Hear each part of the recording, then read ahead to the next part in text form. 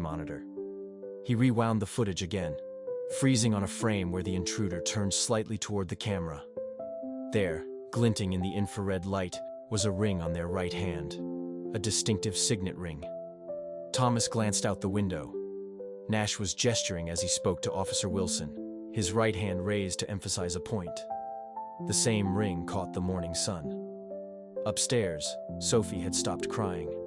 The house settled into an uneasy quiet, broken only by the murmur of adult voices outside. Nash and Officer Wilson were discussing the overactive imaginations of grieving children, the psychological toll of loss, the way fear could make people see things that weren't there. Thomas added the note to his growing collection of evidence, carefully logging the exact time and date of its discovery. Soon, he knew, Nash would find a way to come inside, to offer comfort and support to the rattled family. He would be perfect, concerned, helpful, charming. No one would notice how his eyes lingered on Sophie's window, or how his right hand, with its distinctive ring, kept straying to the camera phone in his pocket. No one except a sleepless boy who had learned that sometimes the loudest warnings came in the softest forms. A displaced toy, a simple note, a shadowy figure who moved like a neighbor in the dark. The adults would look for complicated explanations, psychological reasons behind their fears. But Thomas knew the truth was simpler and far more dangerous. The monster had just proven he could reach into Sophie's crib while they slept, and he wanted them to know it. Nash had become a constant presence in their lives. He was always there, offering help with a practiced smile that never reached his eyes, bringing groceries when Emma looked tired, collecting their mail when she worked late, suggesting he could watch Sophie to give her a break. "I insist," he said one morning, standing in their kitchen with another batch of fresh muffins. "You look exhausted, Emma. A few hours to yourself would do you good." Thomas watched from the doorway as his mother hesitated. The pieces of Sophie's rabbit incident had been carefully explained away by the adults, rationalized into something less threatening. But Thomas had seen how Nash's eyes lit up when Emma mentioned getting a new security system, how he'd immediately offered to help install it himself. As Nash sipped his coffee and chatted casually, Thomas noticed the way his gaze flickered toward the cameras mounted around the room. His fingers drummed lightly against the counter, the signet ring catching the light. Thomas clenched his fists.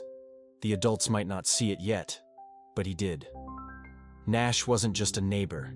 He was a predator, testing the boundaries, waiting for the perfect moment to strike. And Thomas vowed to be ready when he did. Recommendations, asking detailed questions about coverage areas and blind spots. "That's so kind of you," Emma replied carefully. "But Sophie's very particular about her caregivers." Of course. Nash's smile remained fixed, but something flickered in his eyes, just trying to be neighborly. "You know, in my last community in Oregon, I was practically the neighborhood dad, always helping single mothers with their kids." Thomas felt his stomach tighten. Oregon, the word, triggered a memory of something he'd seen while using the library computer during recess. He'd been searching for information about Nash, typing his name into various combinations with Oregon and children. "I should head to work." Nash continued checking his expensive watch. "But please think about it. I'm just across the street if you need anything." After he left, Thomas approached his mother. "Can I go to the library after school today?" Emma looked surprised. It was the first time he'd asked to go anywhere except home, since this all began research for a project. Something like that at the library. Thomas found a quiet corner computer. His hands shook slightly as he typed, "Robert Nash, Oregon missing children." The first few results were useless, but then he found a small local newspaper article from 2 years ago. A photograph showed a different house, a different street, but the same black BMW parked in the driveway, the same man. Though he'd used a different name, then 2 children had disappeared from that neighborhood. Girls both under 5. The article mentioned a neighbor who'd helped with the search, who'd consoled the grieving mothers. A neighbor who'd moved away shortly after the second disappearance. Thomas's heart pounded as he read the police had found nothing. No evidence. No bodies, just grieving mothers who remembered a helpful neighbor who'd offered to babysit, who'd always been there with food and sympathy. He clicked another link, another town, another name, another black BMW, another missing child. Find anything interesting? Thomas jumped. Nash stood behind him, his reflection visible in the darkened computer screen. How long had he been there? Just homework, Thomas managed. Trying to close the browser. Looks more like detective work to me. Nash's voice was soft, meant only for Thomas. You know, curiosity can be dangerous, especially for children who don't mind their own business. Thomas felt cold despite the library's warmth. My mom knows I'm here. Of course she does, just like she knows I'm here. Nash smiled, showing too many teeth. I offered to pick you up when I saw her at the grocery store. She was so grateful for the help. Thomas's blood ran cold. Had his mother really agreed to this, or was Nash lying? Let'n get you home, Nash said, placing a heavy hand on Thomas's shoulder. Wouldn't want your mother to worry, or Sophie to miss her big brother. The drive home was silent. Tom watched houses pass by, noticing they weren't taking the direct route Nash drove. Slowly, almost leisurely, taking back streets Thomas didn't recognize. You should be careful about what you research, Nash said. Finally, people might get the wrong idea. Think you're troubled, paranoid. He glanced at Thomas, making up stories about innocent neighbors. They pulled into the driveway. Emma wasn't home yet. The house was dark, except for the sitter's light in the living room. I know what you are, Thomas said quietly. Nash turned off the engine in the silence. His smile was no longer friendly. No one will believe you. They never do. He reached over, straightening Thomas's collar with cold fingers. Children have such active imaginations, don't they? Especially. After tragedy, Thomas got out of the car on shaking legs behind him. Nash called out cheerfully for the benefit of anyone watching. Great chat, sport. Tell your mom thanks again for letting me help that night. Thomas sat in his usual spot beside Sophie's crib, his notebook open in it. He'd written everything he'd found. Dates, places, names. That Nash had used a pattern of moved houses, changed identities, and missing children. Sophie slept peacefully, unaware of her brother's desperate scribblings, unaware of the man across the street who watched her window, who had helped other little girls disappear. Without a trace in the darkness, Thomas made a decision. If the adults wouldn't believe his words, he'd have to find proof they couldn't ignore, even if it meant putting himself at risk, because Nash had made a mistake. This time, he'd chosen a victim whose brother understood what others had missed. Thunder rolled overhead, making Sophie whimper in her sleep. Thomas reached through the bars to touch her hand, providing silent comfort. The wind howled, and then darkness complete, and sudden the power outage plunged the neighborhood into black. Thomas heard his mother's muffled curse from her home office, followed by the sound of her searching for flashlights. But he didn't move. His eyes were fixed on Nash's house, waiting for the backup generator. He knew would kick in. Didn't Tommy Emma's voice carried up the stairs? Stay with Sophie while I check the breakers, as if he'd be anywhere else. Lightning flashed again, and Thomas's heart stopped. For a split second, he saw a figure in Nash's driveway, not heading for shelter from the storm, but moving purposefully toward their house. Thomas fumbled for his phone, fingers trembling as he typed a text to his mother. Someone's outside. The response was immediate: stay put, calling police. But Thomas knew the police would be too late. They always were. Besides, in this weather, response times would be doubled. He clutched his phone tighter, using its dim light to check Sophie's window. The lock was secure. He checked it compulsively every hour, but in the next lightning flash, he saw something that made his blood run cold. The security system's LED was dark. No power meant no alarm. A scraping sound at the window made him freeze, metal on metal. Someone working at the lock from outside. Thomas's mind raced. The ladder from the garage must have been used.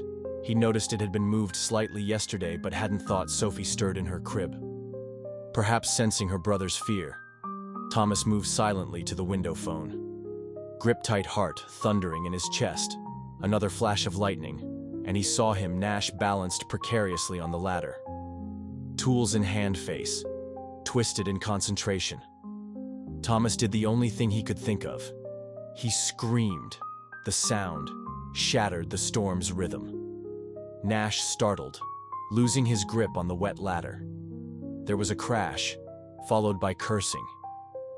Thomas heard his mother's footsteps pounding up the stairs, Cooper barking frantically below. Emma burst into the room, flashlight beam cutting through the darkness. What happened? He was at the window. Thomas pointed with a shaking hand. Nash, he was trying to get in. Emma ran to the window, shining the light down below. The ladder lay toppled in the grass, but Nash was gone. Police arrived 15 minutes later, their cruiser's lights painting the rain-slick street in red and blue. They found the ladder, noted the scratches on the window lock, took photos of footprints in the mud. But Nash's house was empty. His BMW gone. We'll put out an alert, officer, Wilson said, looking considerably less skeptical than he had during their previous calls. Do you have somewhere else you can stay tonight? Emma held Sophie close, the toddler, mercifully. Sleep through the chaos, my sisters will go now, as they packed overnight bags. Thomas noticed something on Sophie's windowsill, a small scratch in the paint, and beside it words carved so finely they were almost invisible. Close call, Detective Nash had left his message. Knowing Thomas would find it, knowing it would haunt him, even as the adults Finn finally began to take the threat seriously. Hours later, in his aunt's guest room, Thomas lay awake, listening to the storm. Sophie slept in a portable crib beside him, safe for now. But he knew this wasn't over. Nash had been planning this for too long, had invested too much time grooming their family and learning their routines. He pulled out his notebook, adding today's events to his growing collection of evidence. The police might be looking for Nash now, but Thomas knew they wouldn't find him, not tonight anyway. Men like Nash didn't get caught that easily. They retreated, regrouped, and came back smarter and more determined. But something had changed tonight for the first time. Thomas had proof that others could see his mother's eyes had been opened. The police had real evidence, and Nash had shown his hand. Thomas touched the window frame of his aunt's guest room, checking the lock for the 10th time that hour outside. The storm was passing, but he knew a different kind of storm was just beginning. Nash would be back. Men like him always came back, but this time they would be ready. Detective Laura Reeves stood in Nash's abandoned living room, latex gloves snapping against her wrists as she pulled them on the house. Still held the artificial perfection of a staged home. Everything arranged just so. Not a possession out of place. Too perfect, like a movie set, rather than a lived-in space. Mrs. Baker, she called over her shoulder. You're certain he knew about your late-night work schedule? Emma nodded, holding Sophie closer to her chest. They'd been called back from her sister's house after the police search warrant came through. He always seemed to know when I'd be working late. Said he kept an eye on the house those nights for safety. Thomas stood in the doorway, taking in details. The adults might miss the precise angle of the living room furniture, all positioned to provide clear views of their house across the street. The expensive camera equipment partially visible through the office doorway, the wall-mounted television that never seemed to actually play shows, only surveillance footage. Detective and officer's voice carried down from upstairs. You need to see this. They followed Detective Reeves up to Nash's home office. The room's walls were covered in photographs, dozens of them, all of children. Some were clearly taken with professional equipment. Others appeared to be quick snapshots from a distance. And there in the center of it all was a collection of recent photos of Sophie. Emma made a choked sound. Some of these were taken through her bedroom window. Thomas said quietly, pointing to a series of images. See how the curtain edge shows? That's why I couldn't sleep. I kept seeing the camera flash. Detective Reeves was already calling for the forensics team. Mrs. Baker, we're going to need you to look at something. She hesitated, glancing at Thomas. Perhaps the children should wait downstairs. No, Thomas's voice was firm. I found the evidence. I kept the notes. I deserve to know. The detective studied him for a long moment, then nodded. She led them to a locked door, Nash's bedroom inside. They found more than photographs. One wall held newspaper clippings about missing children from different states. Names and dates had been carefully highlighted. Ed connections drawn between cases that had seemed unrelated. Robert Nash isn't his real name, Detective Reeves explained, picking up a stack of driver's licenses from the dresser. Different states, different names, but all with Nash's photo. We're running them now. but it looks like he's been moving up and down the East Coast for years, always following the same pattern. Thomas moved to Nash's desk, drawn to a leather-bound notebook that looked similar to his own inside.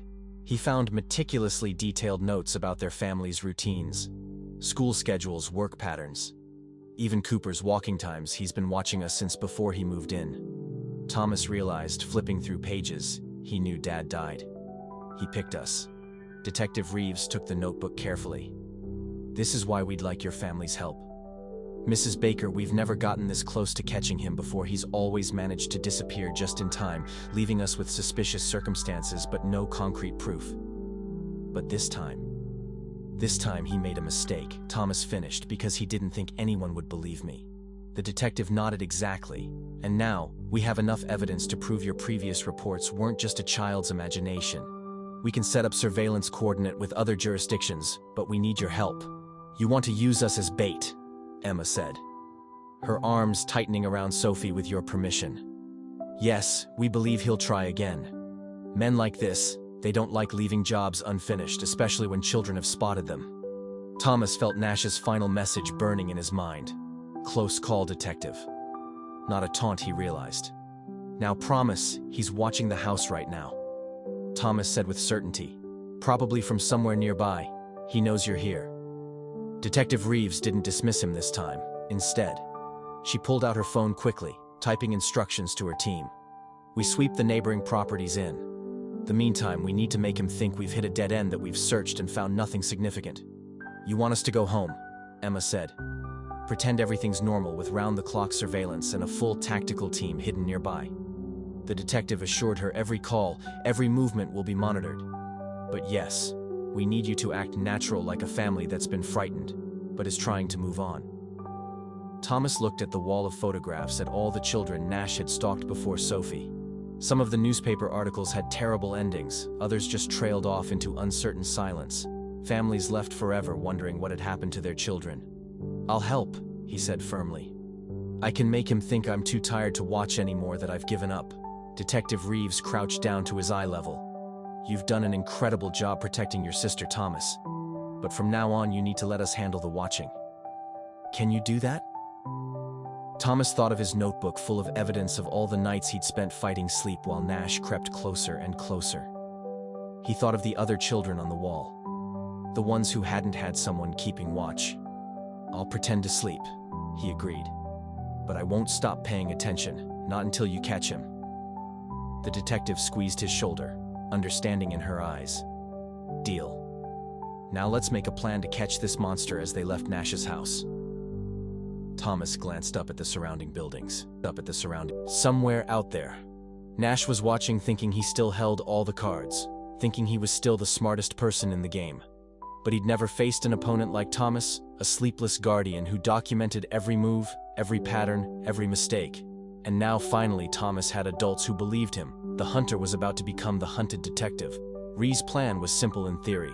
Make Nash believe he had another opportunity. Make him think the family had relaxed their guard. But Thomas knew better than anyone that Nash wasn't easily fooled. He'd spent too long watching, learning, waiting for perfect moments. The house felt different, with hidden cameras installed in every room, with plain-clothes officers patrolling the neighborhood in unmarked cars, with tactical teams concealed in nearby houses. But Thomas knew none of that would matter if they couldn't make Nash believe his opportunity had finally arrived. Remember, Detective Reeves had said during their final briefing, he likely monitoring all electronic communications. We need to make this look convincing. So Emma made the calls they knew Nash would intercept, arranging to work late, discussing her sister's upcoming business trip that meant no backup childcare, lamenting to friends about how Thomas had finally started sleeping in his own room, like the therapist suggested.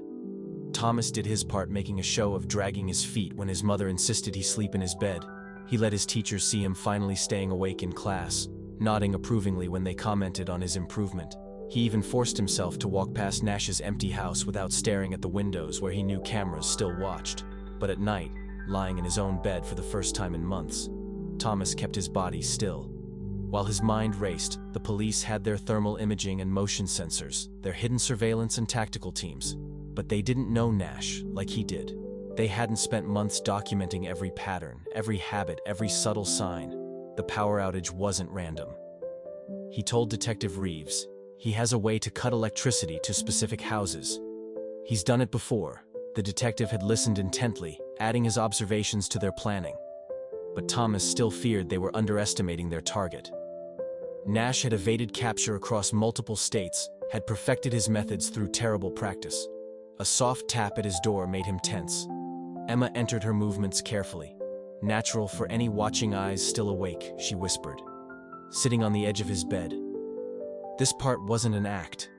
He could see the fear behind her forced smile. He knows about the cameras. Thomas said quietly, he'll have seen them being installed. Emma's hand found his in the darkness. Detective Reeves said, that's part of the plan. Make him think we're relying on technology. Make him want to prove he can beat it.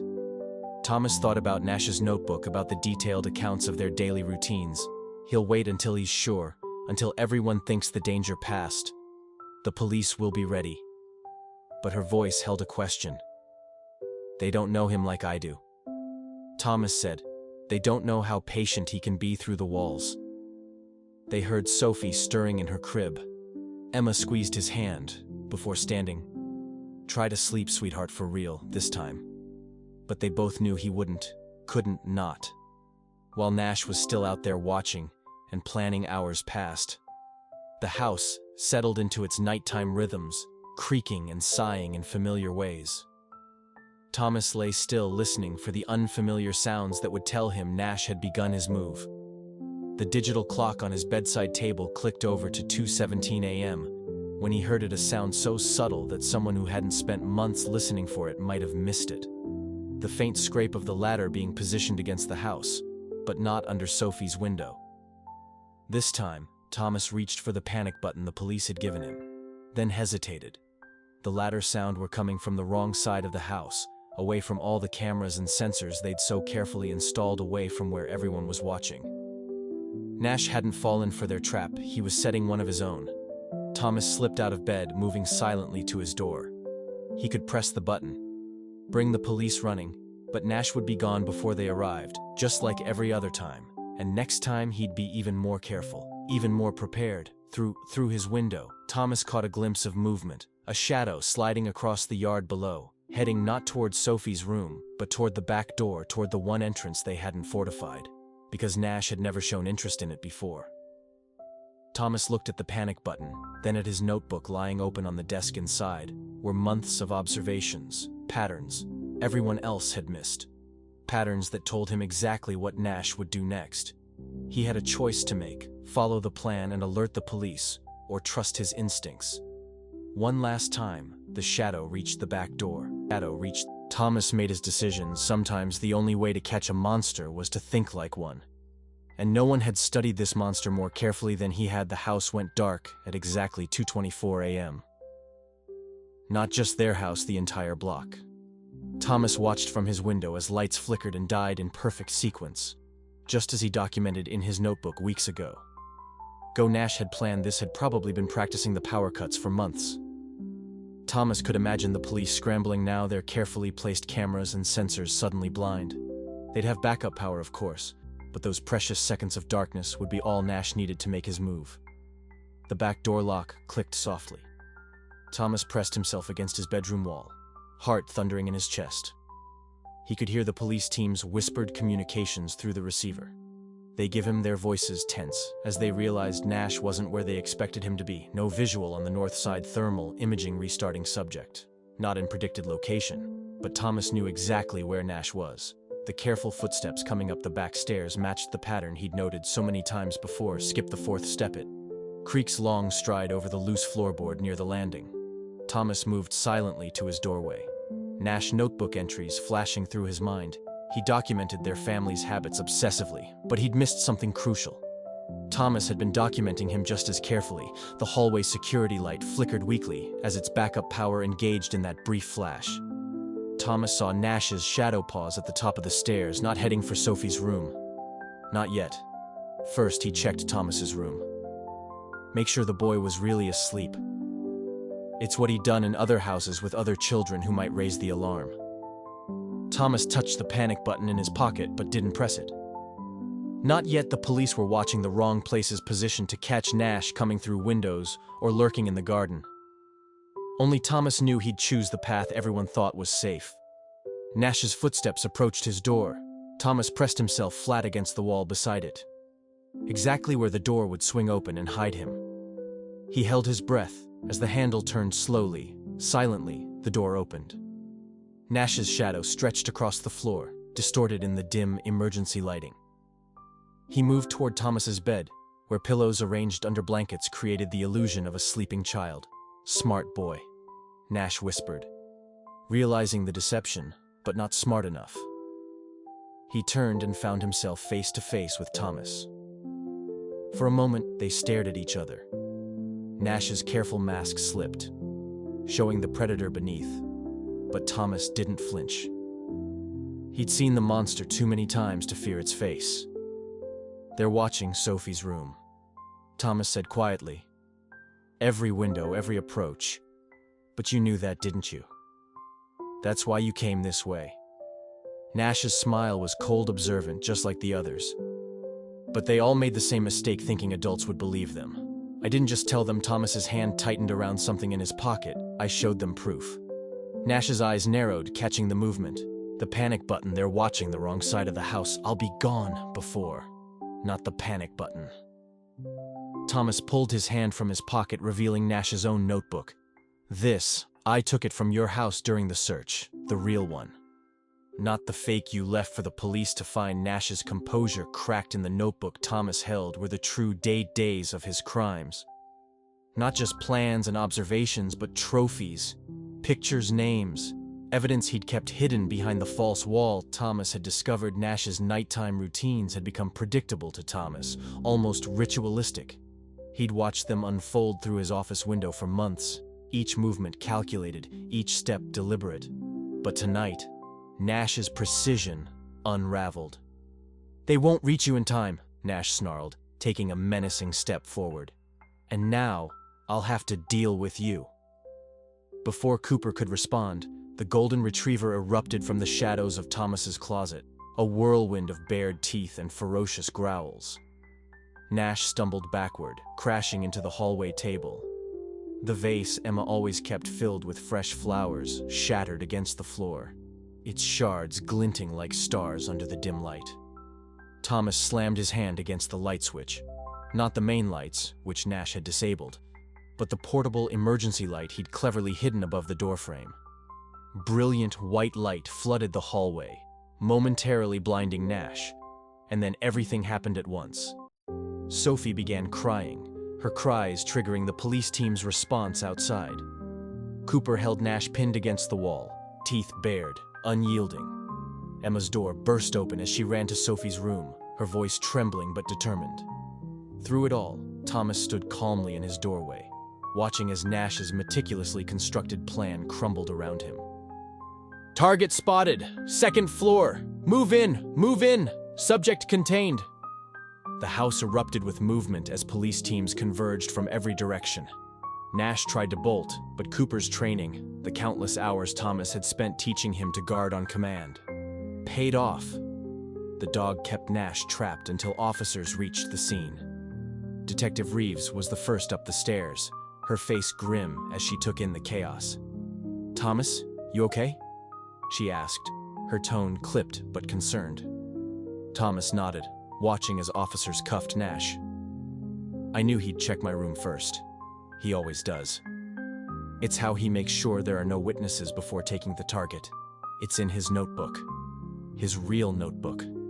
Nash's face contorted with rage as Thomas handed the damning evidence to Detective Reeves.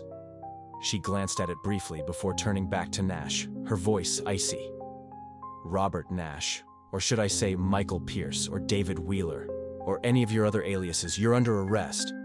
As they led Nash away, Thomas finally felt the weight of months of vigilance crash over him. Exhaustion seeped into his bones, but relief washed over him too.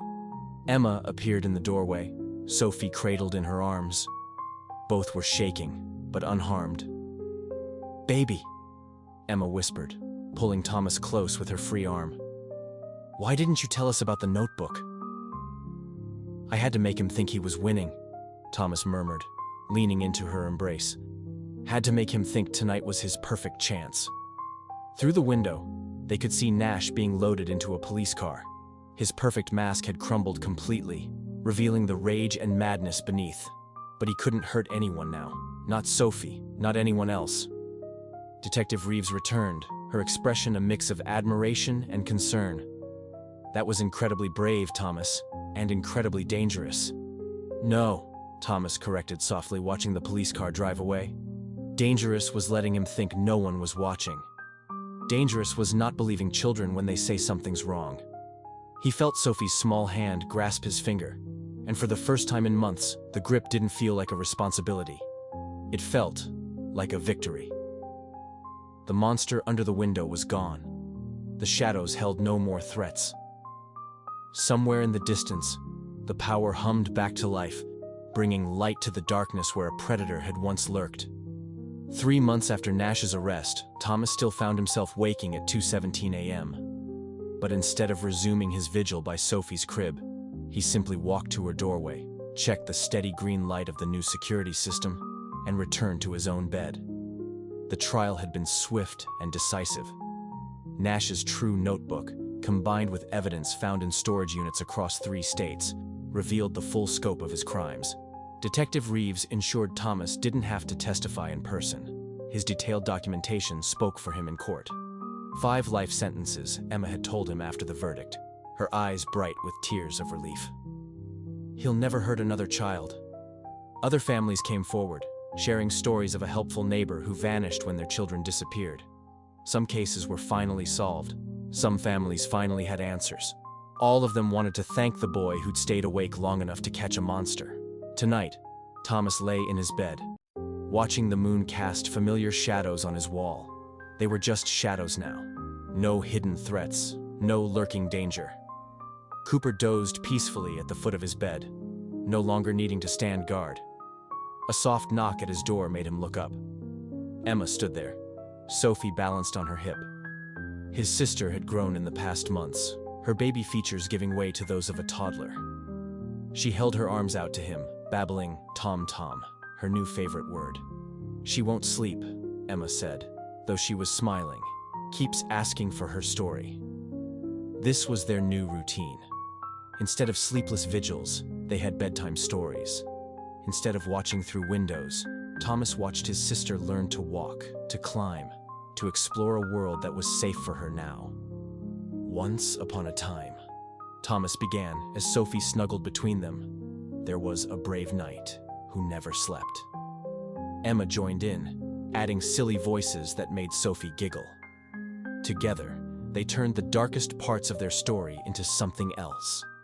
A tale of bravery and triumph that helped Thomas talk about those terrifying months. After Sophie finally drifted off, Emma carried her back to her room. No longer a nursery but a toddler's bedroom with bright colors and unobstructed windows. Thomas followed, not because he had to, but because he wanted to kiss his sister goodnight. "Mom?" Thomas asked as they tucked Sophie in. "Do you think Dad would be proud?" Emma gathered him close, pressing a kiss to his forehead. "He always was, baby, and he still is." "He always was, baby, and he still is." Through the window, their street was peaceful. New neighbors had moved into Nash's old house, a retired couple who brought over actual cookies, not threats disguised as kindness. Their grandchildren often played in the front yard, their laughter helping to erase darker memories. Ask, explain. Through the office window, Thomas had watched Nash's nighttime routines for weeks, memorizing every movement, every calculated step. But now, as Nash took a deliberate stride forward, his voice cold and menacing, Thomas knew this was it. "They won't reach you in time," Nash said, his eyes gleaming with malice. "And now I'll have to deal with you." Thomas replied quietly, his voice steady despite the storm raging inside him.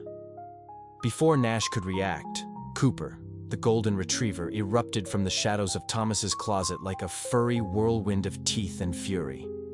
Nash stumbled backward, crashing into the hallway table. The vase Emma always kept filled with fresh flowers shattered against the floor, scattering shards of glass and petals everywhere. Thomas slammed his hand against the light switch, not the main lights, which Nash had disabled. but the portable emergency light he'd hidden above the doorframe. Brilliant white light flooded the hallway, momentarily blinding Nash. And then everything happened at once. Sophie began crying, her cries triggering the police team's response outside. Cooper held Nash pinned against the wall, his teeth bared, unyielding. Emma burst out of her room, rushing to Sophie's side. Through it all, Thomas stood calmly in his doorway, watching as Nash's meticulously crafted plan unraveled before his very eyes. Target spotted, second floor. Move in, subject contained. The house erupted with movement as police teams converged from every direction. Nash tried to bolt, but Cooper's training, the countless hours Thomas had spent teaching him to guard on command, paid off. The dog kept Nash trapped until officers reached the scene. Detective Reeves was the first up the stairs, her face grim as she took in the chaos. "Thomas, you okay?" Thomas nodded, stepping aside as officers cuffed Nash. "I knew he'd check my room first. He always does. It's how he makes sure there are no witnesses before taking the target. It's in his notebook. His real notebook." Nash's face twisted with rage as Thomas handed the damning evidence over to Detective Reeves. "You little—" Nash spat, but Reeves cut him off, tightening the cuffs with an icy glare. "Robert Nash, or should I say, Michael Pierce, or David Wheeler, or any of your other aliases, you're under arrest." As they led Nash away, Thomas finally felt the weight of months of vigilance crash down on him. Exhaustion seeped into his bones, but relief washed over him in waves. Emma appeared in the doorway, holding Sophie close. Both were trembling, but unharmed. She pulled Thomas into her embrace with her free arm. "Why didn't you tell us about the notebook?" she whispered, tears streaming down her face. "I had to make him think he was winning," Thomas murmured, leaning into her warmth. "Had to make him think tonight was his perfect chance." Through the window, they watched as Nash was loaded into a police car. His perfect mask had crumbled completely, revealing the madness beneath. But now, he couldn't hurt anyone. Not Sophie, not anyone else. Detective Reeves returned, her expression a mix of admiration and concern. "That was incredibly brave, Thomas, and incredibly dangerous." "No," Thomas corrected softly, watching the police car drive away. Dangerous was letting him think no one was watching. Dangerous was not believing children when they say something's wrong. He felt Sophie's small hand grasp his finger, and for the first time in months, the grip didn't feel like a responsibility. It felt like a victory. The monster under the window was gone. The shadows held no more threats. Somewhere in the distance, the power hummed back to life, banishing the darkness where a predator had once lurked. 3 months after Nash's arrest, Thomas still found himself waking at 2:17 a.m. But now, instead of resuming his silent vigil by Sophie's crib, he simply walked to her doorway, checked the steady green light of the new security system, and returned to his own bed. The trial had been swift and decisive. Nash's real notebook, combined with evidence uncovered in storage units across 3 states, revealed the full scope of his crimes. Detective Reeves ensured Thomas didn't have to testify in person. His detailed documentation spoke for itself in court. 5 life sentences. That's what Emma told him after the verdict, her eyes bright with tears of relief. "He'll never hurt another child," she said. Other families came forward, sharing stories of a helpful neighbor who vanished when their children disappeared. Some cases were finally solved. Some families finally had answers. And all of them wanted to thank the boy who had stayed awake long enough to catch a monster. Tonight, Thomas lay in his bed, watching the moon cast familiar shadows on his wall. They were just shadows now. No hidden threats, no lurking danger. Cooper dozed peacefully at the foot of his bed, no longer needing to stand guard. A soft knock at his door made him look up. Emma stood there, balancing Sophie on her hip. His sister had grown in the past months, her baby features giving way to those of a toddler. She held her arms out to him, babbling "Tom-Tom," her new favorite word. "She won't sleep," Emma said, though she was smiling. "Keeps asking for her story." This was their new routine.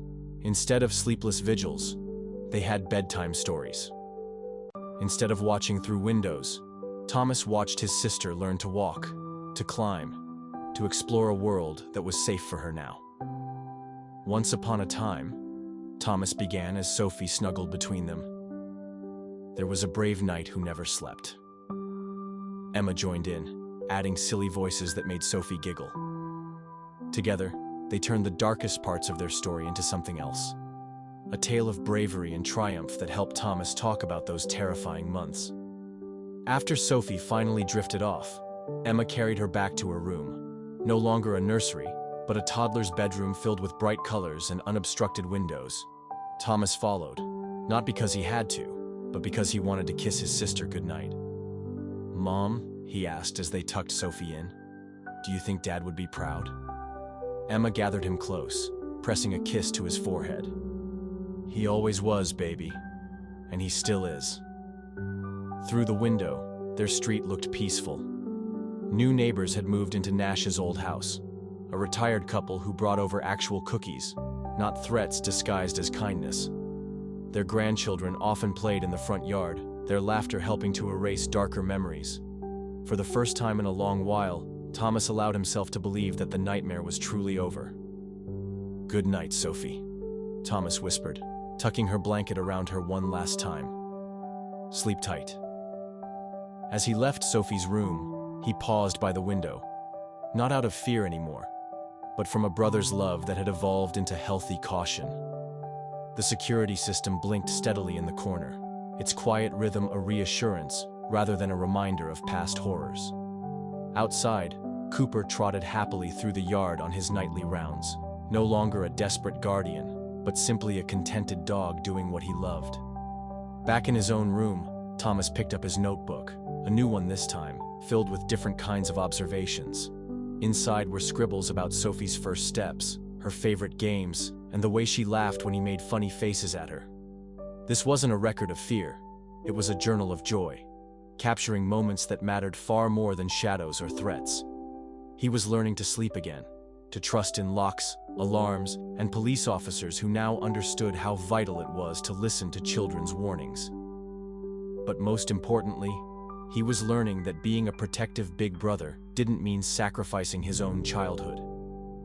As Thomas drifted off to sleep, moonlight streaming through his window, he thought about all the other children Nash had stalked, the ones Nash had called the watchful ones. Those kids who had noticed him, who had known something was wrong but hadn't been believed. They were safe now, their stories woven into a tapestry of resilience that would help protect others. The digital clock changed. 2:17 a.m. Once, this time would have marked another night of desperate vigilance, eyes darting toward every shadow, ears straining for any sound out of place.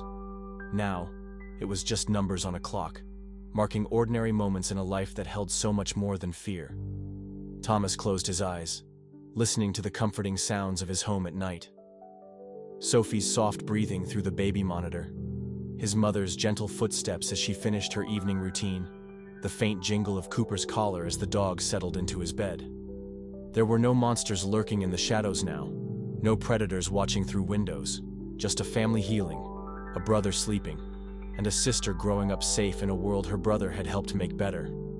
Thomas slept soundly through the night, untroubled by nightmares. When dawn broke, its light found him rested and ready for another day of being simply and wonderfully an ordinary boy with an extraordinary story to tell. Ordinary story.